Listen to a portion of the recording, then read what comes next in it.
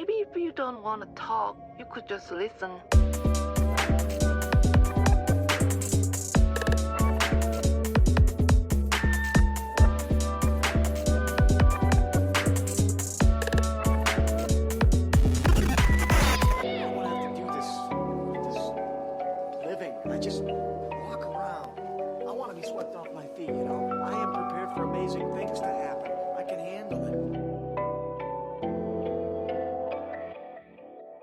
Gang, what is happening? I am Mal Foster, and you beautiful looking hobnobs, you're listening to the latest episode of your third favourite, above average, but infinitely curious podcast, Dimed Out. Hobnobs, by the way, there, term of endearment, just in case anybody's slightly affronted.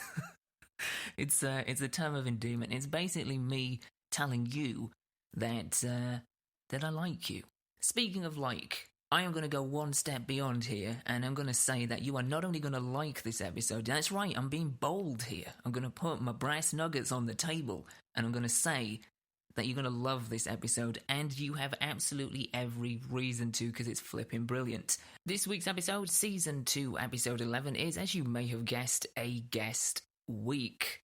So that's not just me waffling on into your brain box, it's me chatting to somebody who is infinitely far more interesting than me. And this week's infinitely far more interesting person than me is the ever wonderful Brad Godson. Now, I first got linked up with Brad via the power of Reddit. Whilst looking for potential guests for the show, I went into one of my go-to subreddits for these kind of things, and I saw a post by a lovely fella called Chris Cook, who, by the way, is one of the co-hosts of the Beyond Binary Thinking podcast, which I highly recommend. If you like this show, which obviously you do because you've made it this far, then yeah, you should definitely go check out what they're doing with Beyond Binary Thinking.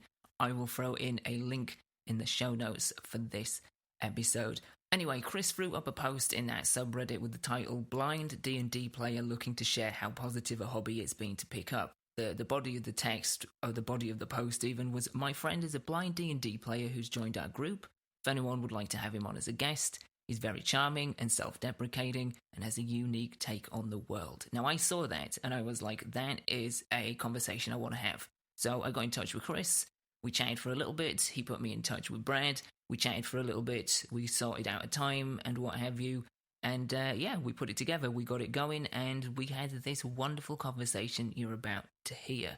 As we get into the conversation, you'll see that Chris's post was absolutely accurate, because Brad is incredibly charming. He does have a wicked self-deprecating sense of humour, but he is also what I like to call a salt-of-the-earth genuine fella. There is no airs and graces, there's no frills, there's no bullshit, there's no facade, there's no pretense. He just is who he is, and I love that. I love that when I find it in people. And it made for not only a great conversation with Chris for the podcast, but it also made for just great conversation off air as well. The conversation you're about to hear, it starts with us jumping into the past 7 years for Brad. A lot of the troubles that he's had, a lot of the struggles he's had to face, a lot of the problems he's had to endure. That's where we start. That's where the conversation begins. But we roll the dice, as it were, and we find ourselves talking about Dungeons and Dragons, which admittedly I knew pretty much next to nothing about, but did learn a great deal about in my conversation. More to the point, I learned what it has meant to Brad over the last year, how much it has helped him cultivate great friendships, how it has been a fantastic agent for change and has been a real positive influence in his life. So, without further ado, equip your sturdiest armor, grab your sharpest blade, and have your most magical spells ready to cast, as we're about to dive straight into this wonderful conversation. This is me, chatting with Brad Godson.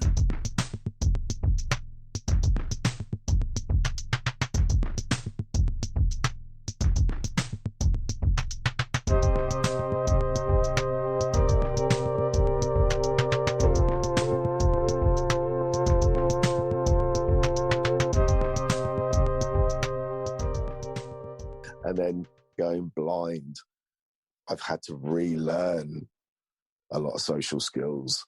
I can imagine.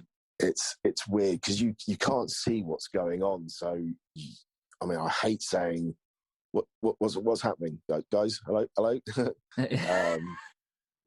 And I still didn't get a lot of practice of it because I've just had such a time of the last 7 years. I mean, I've had kidney failure, so I was cut open and went for a kidney pancreas transplant, and they found I had appendicitis, so that went down the drain. Then about another year later I got a kidney, and then 15 months later that failed. I've had pneumonia several times, peritonitis, collapsed lungs, fractured bones, the works. I lost my mum 2 days before I went blind as well, and this is all type 1 diabetes. She took her own life, so it was quite a hellish time for me. Yeah. So yeah, struggling with depression as well. But well, I'm not surprised, man. That is you just pick one of those things to deal with, and that's a lot. Yeah. But the entire sort of litany of that is I mean, that's a lot of the big ticket items as well. There's a lot of small stuff that goes on when all this is happening as well that just really crushes you.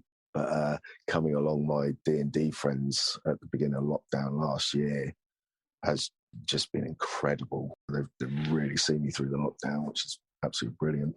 So is that when you found D&D? It was last year? So yeah, I mean, I've always known it's been around, and I've always thought, that sounds pretty cool, but just never got into it. Right. There was always something else on, or, I didn't find the people to do it with. And after going blind, I've been looking for lots of things to do. One of the best things I've got is one of those Bop It games. That's really good for, I want to say hand-eye coordination, but it's really not. It's just hand coordination. I think I do quite well at that. There's a few sort of wooden puzzle games that I got that I was able to take apart and never put together again. Yeah. And just before lockdown happened, I started playing local hotel. They've got a board game on their thing every Monday, and I really enjoyed it. But they weren't into as much playing the more basic games so that I could join in. Right. They were, they have some very complicated games to play. That's just no chance of me playing them. And a bit like the salsa I did as well before I was blind, they were kind of like, yeah, we don't want you here, but hang on, is this salsa dancing? Is this what you're referring to? Yeah. So both the board games and the salsa. I did the salsa. I went back and I got to like level 5 when I was sighted, and then I went back to them and I was like, look, I'm blind. I want to learn from level 1 again, so I'm learning it from basic and going through it all, and I'm learning it as a blind person. And they were like, okay, yeah, we can do that. And I was dancing with the same person. I did maybe 3 lessons, and they were putting me with the same person each week.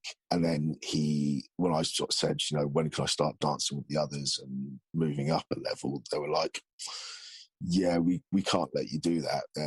One, the insurance isn't going to cover it, and we can't keep putting somebody aside just for you. And I was like, that's not really what I want to do, though. I want to be meeting people and dancing with others. And it was pretty disappointing. I stepped away from the south, so I could have stayed there and done the one lesson over and over again. I was going to say, so you purposely moved away because you just felt like there's no benefit for me to do this. I felt like shit. Yeah. It was pretty. Thinking. Like demoralising, I would imagine. That's the word. Thank you. Yeah. Yeah. So I stepped away from that, and that hit me quite hard. I remember my dad, my sister saying that my dad had spoken to her, and he was tempted to write a letter to the guy and be like, I found out. I was like, no, don't create waves. I wouldn't be able to go back there anyway, even if you did kick up a stink, because it's just going to be a thing. I think I should have. I really should have. It would have kept me a lot fitter. I guess, but I think also, I mean, there is definitely that. But I mean, from like a sense of your self-esteem, and you're dealing with a lot of changes. You want something that is going to be able to sort of move you forward. You know what I mean? If you're doing what you say, you're just doing the same lesson over and over again with the same person, you're not meeting anybody new. You're basically just going around in a loop. Absolutely. And I imagine that is the last thing that you would want or need given the situation. You want to find something where you can have a level of progress and movement in it. You know what I mean? and something that certainly, tests your limits as well. Yeah, sure. Yeah, I stepped away from that. The board game thing as well, that I was, again, a little bit demoralised. And then, thankfully, lockdown happened.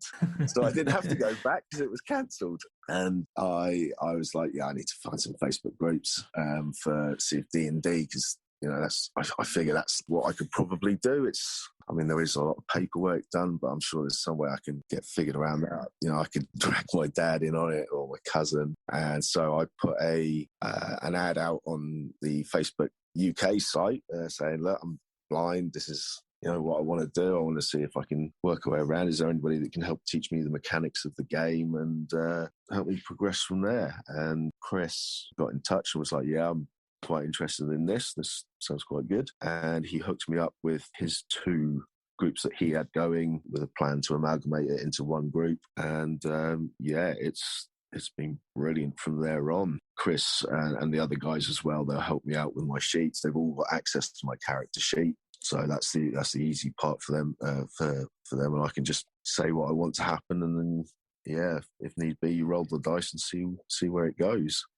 All right, before we get any further, because I feel I know like the bare minimum as a part of my semi-professional emphasis on the semi approach to any episode. I did do a little bit of research, but I also wanted to leave quite a bit of an open space to learn, because this is one thing that I love having guests on for, is learning about things that I have zero knowledge about. So before we jump any further, what exactly is D&D, like in a nutshell, for people that, like me, are coming into this with very little knowledge? D&D is a role-playing game, an RPG, where you create a character. Mm-hmm. There's a small group of you and one dungeon master, the DM, who provides a world, whether it's based on their own ideas or a campaign that Wizards of the Coast have printed out. And you play with a lot of statistics, whether it's weapons or spells or attributes that the character has,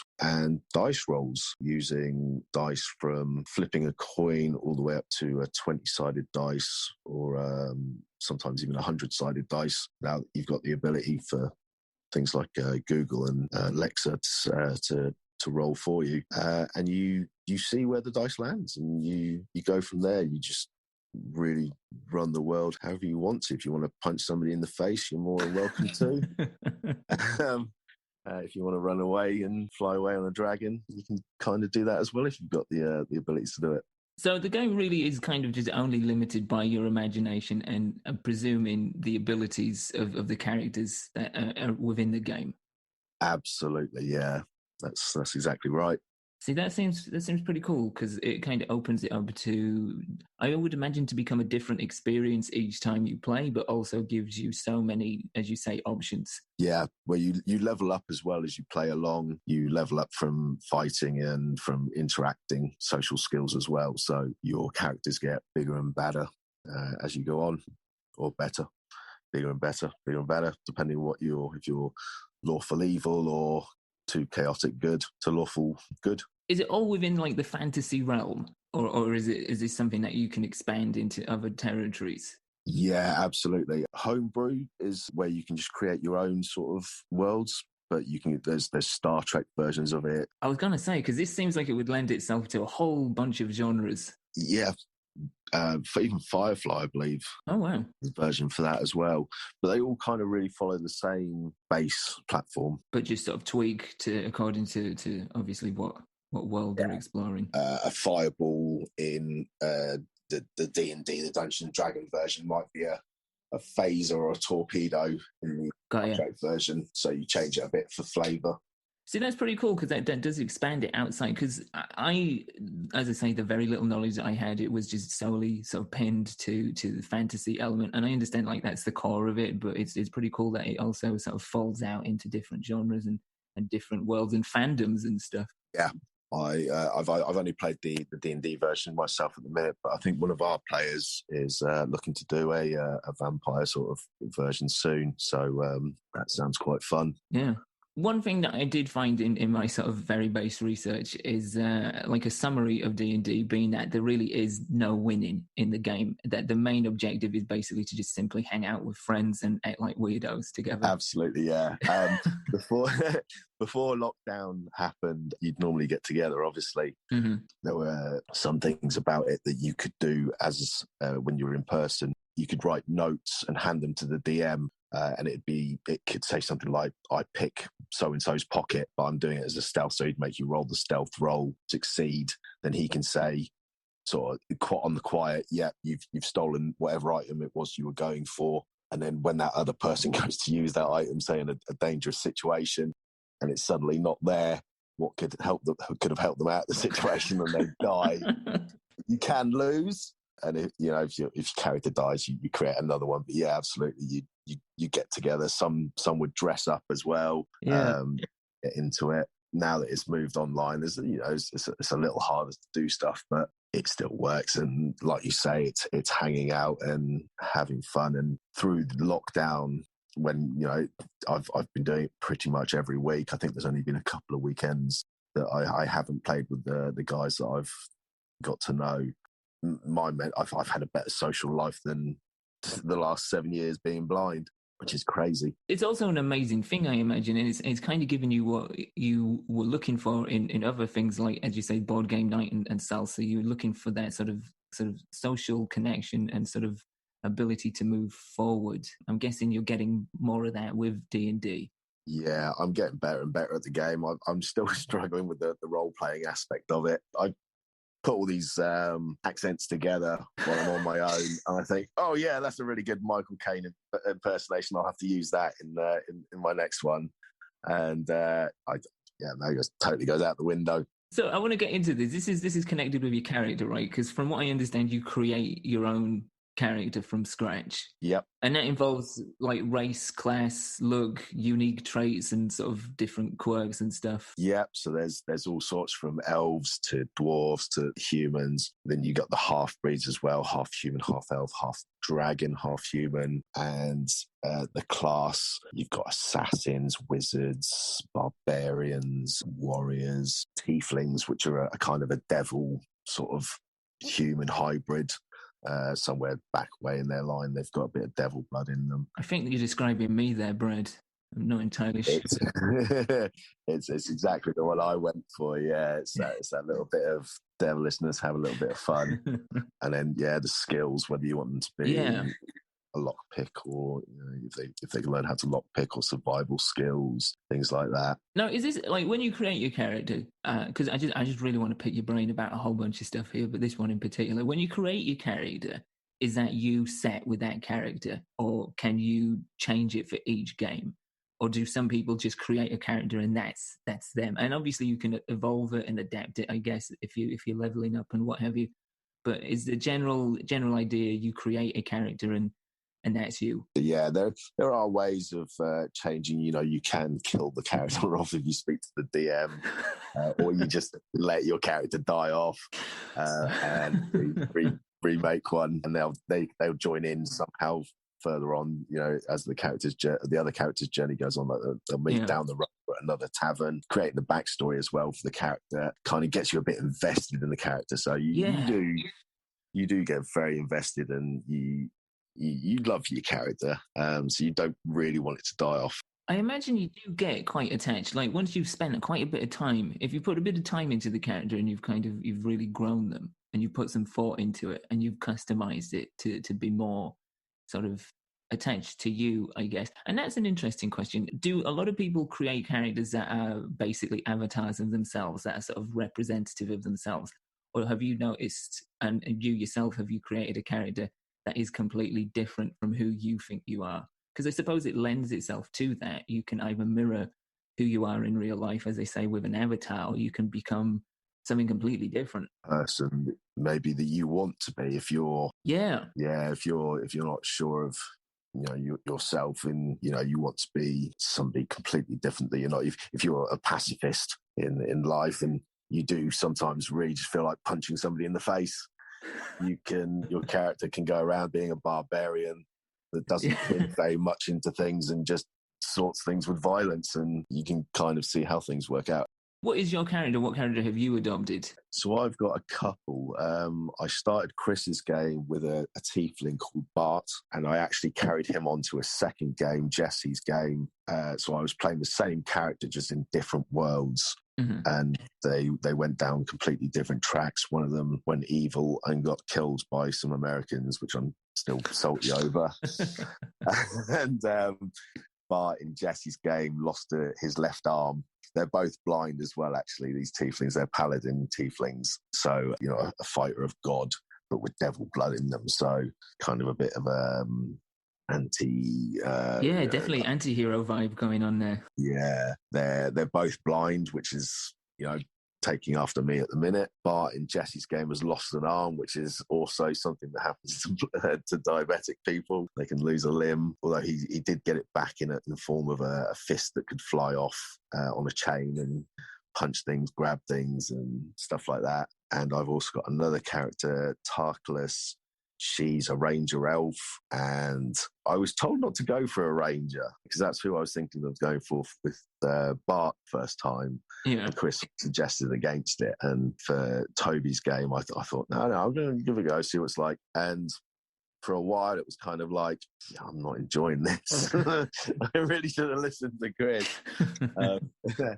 And because I've always been an outdoor person, and sort of thought, I kind of associate with that a bit more. And I'm now starting to get a few more things that are making her a little bit more exciting.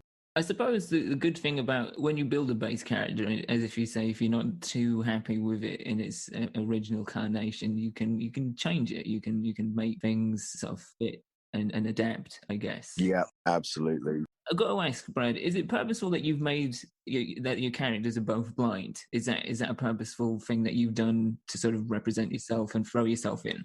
Yeah, with Bart, it was just, I suppose it was a way to make the game more accessible for him as well as me. Mm. Being blind, I could ask a lot of the questions that would be a bit more out of place if my character was sighted. Right. Tarkless isn't blind; she's fully sighted, but it does mean I can ask the question. Like I said, I can ask the questions, what's going on, and I suppose it gives the other players that little bit of a bump just to remember to describe things that are going on around which direction that things are going on in and stuff like that. Yeah, it definitely, see, from what I've looked into, it seems definitely like it's a great game for people, no matter what their situation is, no matter what their sort of background of their walk of life that they come from. It's a good sort of resource to either throw yourself in and learn to connect with who you are as a person a bit better, but also allow other people to kind of connect with who you are as a person and kind of see things that maybe they wouldn't see or experience. You know what I mean? It's like giving people the opportunity to kind of step outside of themselves in the sense of creating a character in a fantasy world, but also step outside of who they are in the real world as well. It definitely is, yeah. And if you're, I suppose, if you're not keen on letting people know exactly who you are, you've got that ability to say, oh, well, it's my character. Mm-hmm. My character doing this. It's a very easy game to pick up as well. It does look quite intense and sort of numbers orientated. Yeah. I knew what I was doing after the first game, quite quickly into the first game as well. Being able to look at the sheet and go, that's what I need to do. This is what the numbers I need, etc.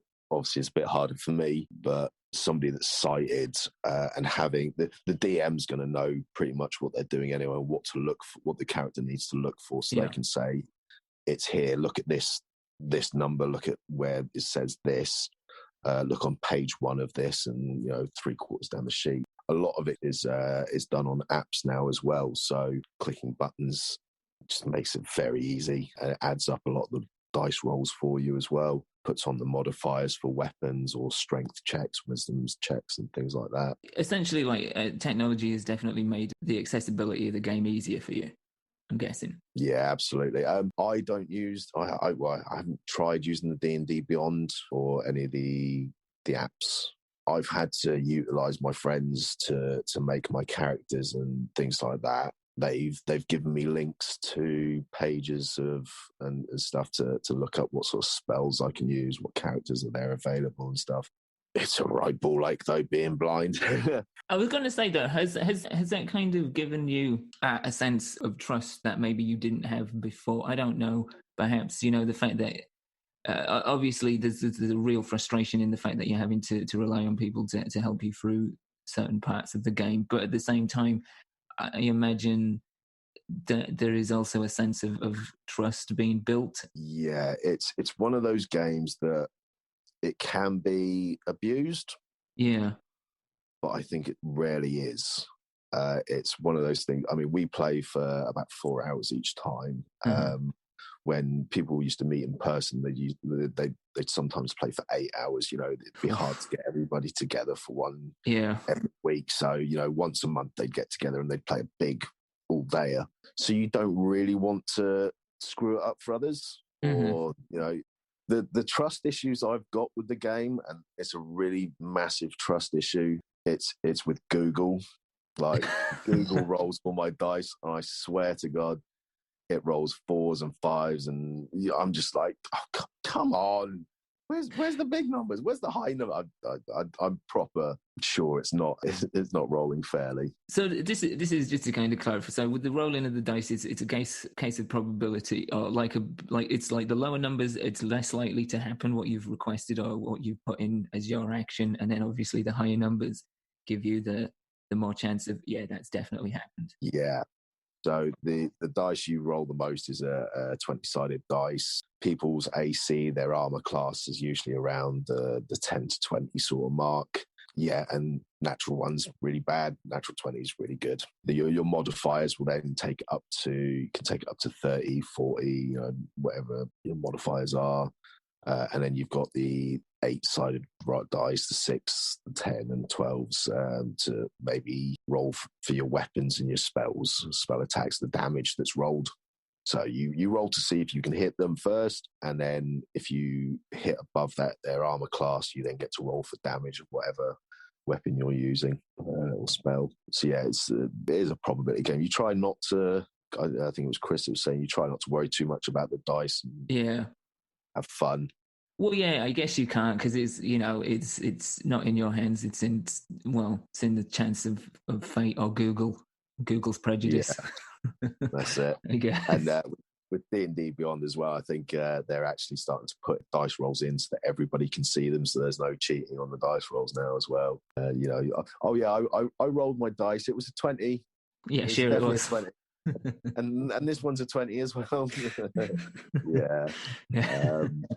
But like I say, I think you'd know the players that are being a bit shifty with their dice rolls. Have you found that? Because, as I said, I think that there's definitely a component within this game that can really build up a sense of trust if anyone enters it with trust issues, which would be me, admittedly.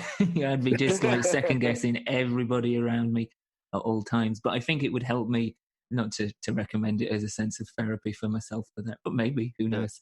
But it can be very cathartic. It can be a very cathartic game. In what way, Brad? What way have you found it cathartic so far? It is just the being able to do stuff that I can't as a blind person. Yeah. It's I've got a fine steed that I can magic up out of nowhere. I can jump on and I can go galloping off. I've been horse riding since going blind. It was on a hack being led. Arthur, his name was. He slipped on a drain and I crapped my pants. Yeah. It was a lovely walk. It was with a group of 2 and 3-year-olds on a topped walk that my friend had taken her kid to with, and I was like, can I have a go?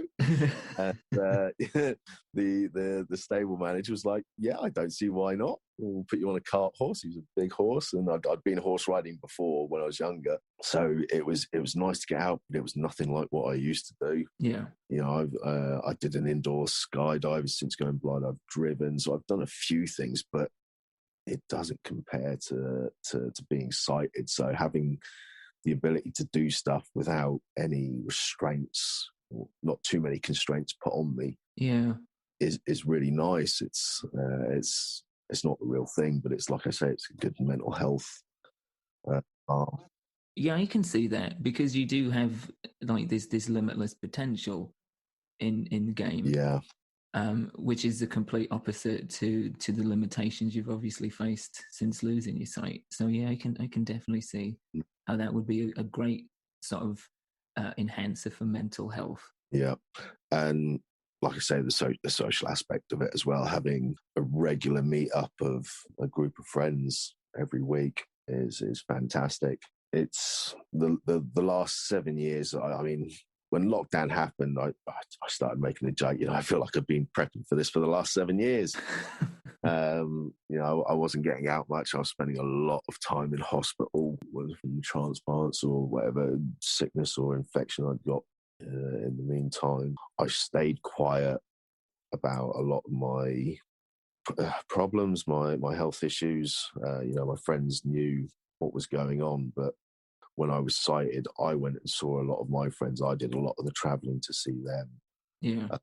and I kept quiet. I didn't want to have to put them a hassle for them to come in to see me at Right. hospital for essentially something that I'd done to myself. It's all diabetes related. Is that and feel free to not answer this question if you don't want to, Brad. But is that what's led to your loss of sight through diabetes? Yeah. I was diagnosed at 14, and it's shit at any age to be Yeah. diagnosed with diabetes. My sister was diagnosed at 10 the year before me, and I've got what I'm told is, I believe it, a very beautiful 6-month-old niece downstairs at the minute while I'm up here. She's doing really well. She's married now, got this little girl, and I'm at the total other end of the spectrum.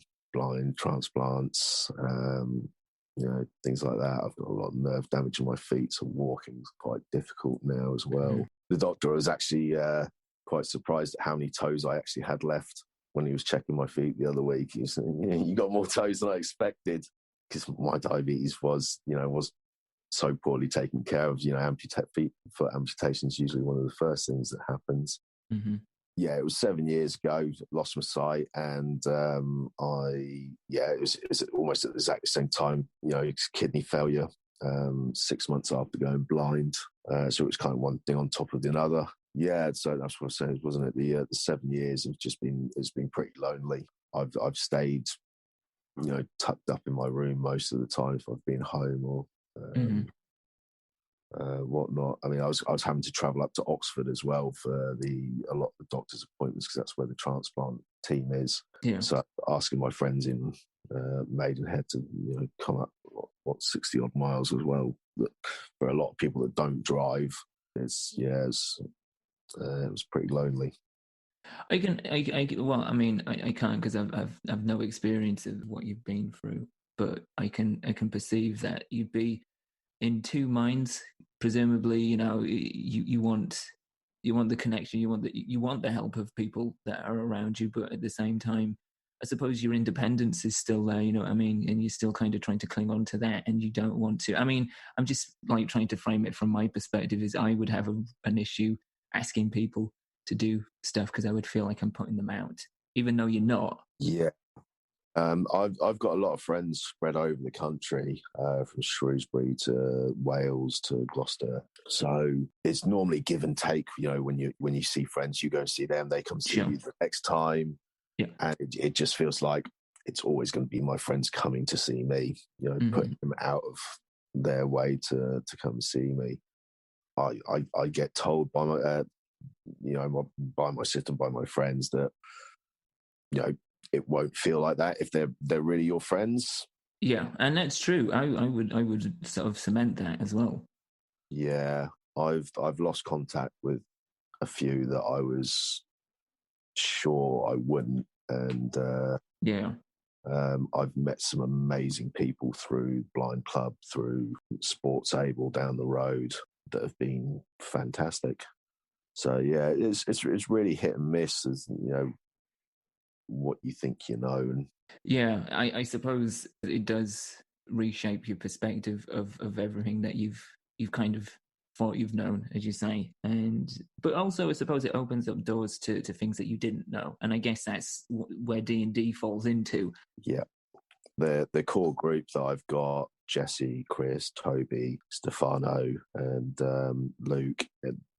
They've been fantastic for me. They're a great bunch of people. I'm learning about their partners and their kids. I mean, Toby's over in Sweden. Stefano and Luke are in London. Jesse's just down the road from me. Chris has recently moved from London to Plymouth. He's got a kid on the way, so big congratulations to him. Toby's who's in Sweden. He's got a little girl, Lily, who she's like 2 or 3, I believe, and she's already helping him out with traps and rolling the dice on D&D to kill us. So when things go wrong, he's got someone else to blame it on. I love it. That's it, yeah. She's the BBEG, the big bad evil guy. So, but we've all done we've done different campaigns together. You know, it's great seeing their imagination at work and how other people's thoughts, work with both their campaigns and their characters. Yeah, it's been fantastic. Really, really good. It's funny because it's something that I've known in my periphery for years. Like, it's been a thing that in like touchstone references in movies and TV. It's something I've never, ever looked into until sort of setting this up with you. But the more I look into it, the more that I hear about it, the more I'm just like, yeah, I kind of feel like I could really kind of get into this. And I feel like if I'd picked this up when I was younger, I would have probably been like an expert at the age I am now, because it just seems like the thing I would just latch onto. Coming into it from a new perspective, I like the collaborative aspect of it, whereas, as you say, everyone's got their imaginations kind of opened up and sort of going in different places and sort of working together with your imagination. That is what strikes me as, oh yeah, this seems like some really good shit. I could get into this. Yeah, it's great seeing the creative juices flowing, and it's people from all walks of life. You see the classic tropes of it's the nerdy kids on Stranger Things playing it, and it's such a vast array of people that do play it, and you're more than welcome. I'd love to get you in on again. I could get Chris or somebody to create a little character for you and get you in on a one shot to see who you'd. I would love that. I'm not going to lie, Brad. I would snatch your hand and take that offer instantly. I think that would be something that I would really enjoy doing. Amazing. Well, I'll speak to Chris about it, and we'll on a one shot, and you can punch people in the face and throw fireballs at them. That's right. And in 12 months' time, when this becomes my new addiction and my wife's complaining that she never sees me anymore, I'm going to blame you. Your fans are like, what happened to the podcast? Yeah. It used to be a weekly thing. It's one bi-monthly now. Sorry, guys, I'm D&D again. Yeah. Yeah. There's something coming just at some point, yeah. How exactly do you guys do it? Do you do it through Zoom? Yeah, we do. There's Zoom or Discord. Of course, yeah. Suck at Discord, so my friends very kindly play on Zoom. You can do screen. I guess you know about Zoom, don't you? You can do the screen sharing and things like that. Yes. Maps and stuff like that can be put up to show where the characters are on the screen. If you're in my campaign, you just got to suck it up and listen to what I've got to say and try and imagine it. Yeah, Zoom has been brilliant for it. I suppose for people like me who are completely new and estranged from it, who are maybe looking to dive in for the and I mean, I suppose for you as well, coming into it fairly recently, I suppose it's a good way to introduce yourself to it. It kind of maybe cuts down some of the initial intimidation it might have for some people. Yeah, I think it might be swings and roundabouts. Creating your character for the first time, having somebody literally by your side to point things out and show you how the dice rolls work is very advantageous. Mm-hmm. Doing it over a Zoom call might be a bit more difficult, probably a lot less so for a sighted person. I kind of just went, yeah, sure, go for it, Chris. Go, you roll it. Yeah, let me know. Actually, no, I was able to roll the dice. Yeah, Google can roll 5 dice at a time, and so he wrote the numbers down and selected all the right ones for me. And it is a very intuitive game to pick up once you're started. And once you know what you're doing. You generally start off from a level 1 character, which is very basic.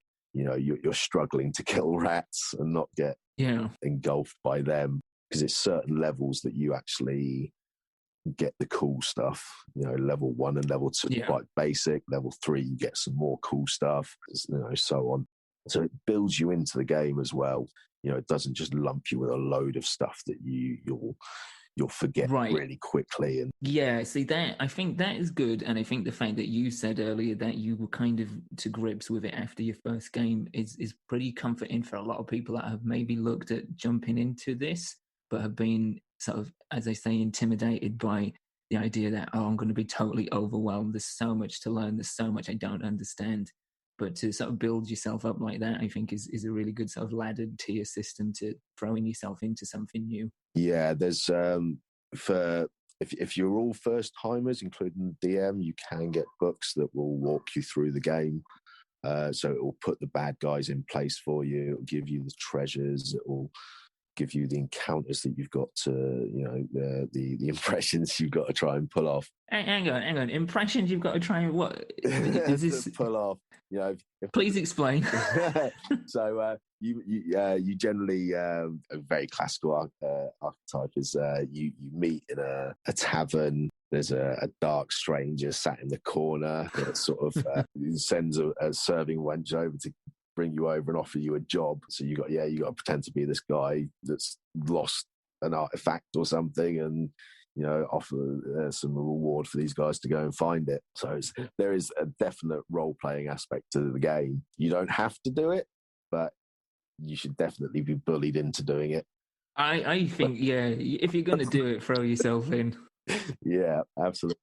We enjoy Toby's rap voices at the minute. That was quite a fun one to hear him doing, and his throat's usually pretty ruined afterwards. Yeah.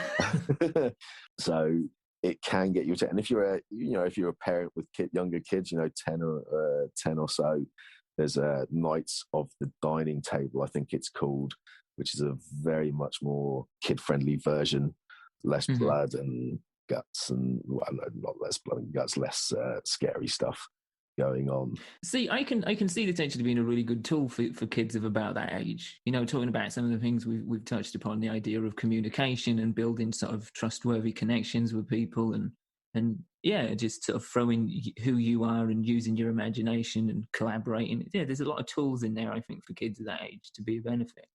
Absolutely, yeah. The maths aspect of it as well, working out the multipliers and stuff. If you're I work with kids in care, and I wish I'd known about it, because we could have used the tool to have a game, and then at the end of the session being like, so how did that make you feel, like when you were punching that person in the face repeatedly because he'd stolen your money or something? You know, why did you feel that was a necessary course of action, and what do you think could have happened if it didn't go to plan? That would have been a great teaching tool for, you know, emotions and how to react appropriately. Oh, absolutely. And a great outlet for a lot of kids that maybe have problems actually communicating what they're feeling or processing, or just don't know how to externalize a lot of the internal. Yeah, absolutely. And then as the DM as well, you've got a modicum of control. Yeah. It's not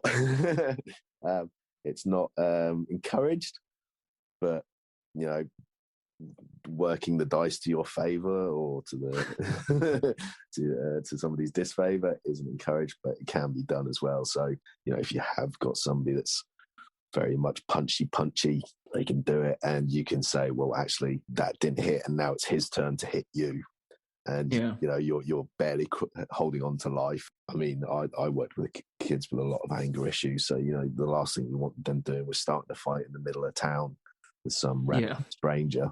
With the D&D, you could show them how that encounter would actually go. Right, yeah. You could kind of create a sort of alternative reality replication of it. Like, if you were to do this out there in the middle of town, as you say, this is what you might expect to happen. Yeah. Would you want that to happen? And looks can be deceiving as well. You know, you could have an old man that's some ninja monk, you know, karate fighter that we could deck somebody 3 times their size. So you've got to be careful with what you do.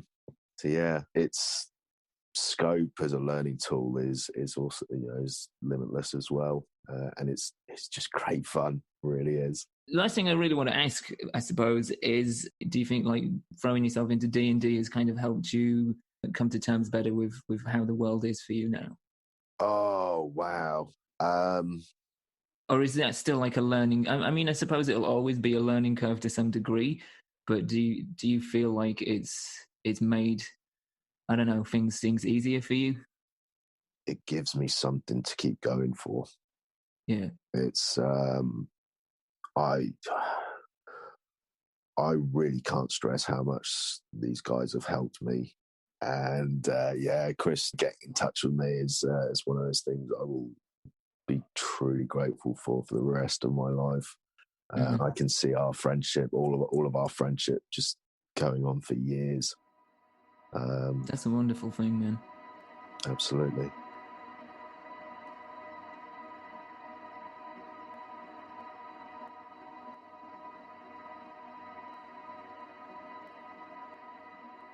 All right, gang, so there you go. That was me chatting with the wonderful Brad Godson about a whole bunch of things, really. I mean, we kind of really opened up the idea of what Dungeons and Dragons is. I learned a whole bunch in the process, which I always love with guests, when I can actually learn something, not just about them, but about something external as well. And just about what a positive force that has been for him. I mean, any time that I can talk to somebody about something that has enriched their lives, something that has given them a sense of purpose, a sense of joy, I love that. I always love finding that with interviews and just conversations in general with people. It's a wonderful thing. We're in the midst of very uncertain times, very bleak times, and for some people it's a lot worse. So when I hear of people finding these things that give them that sense of power, that sense of freedom, that sense of connection and joy, it's nothing but a delight.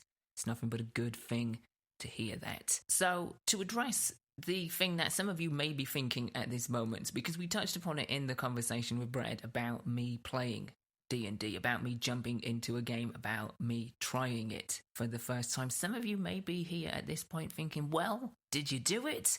And the answer to that is yes. I did. I have officially played my first game of Dungeons and Dragons. Shortly after this conversation, Brad went away and spoke to his people, got something set up, and in a few days after we recorded this, I was thrown into my first, what I believe they call a one-shot, where our sort of convoy was attacked by a gang of goblins, a complete ambush, and we had to sort of fend for ourselves, and we got into a bit of a scrap.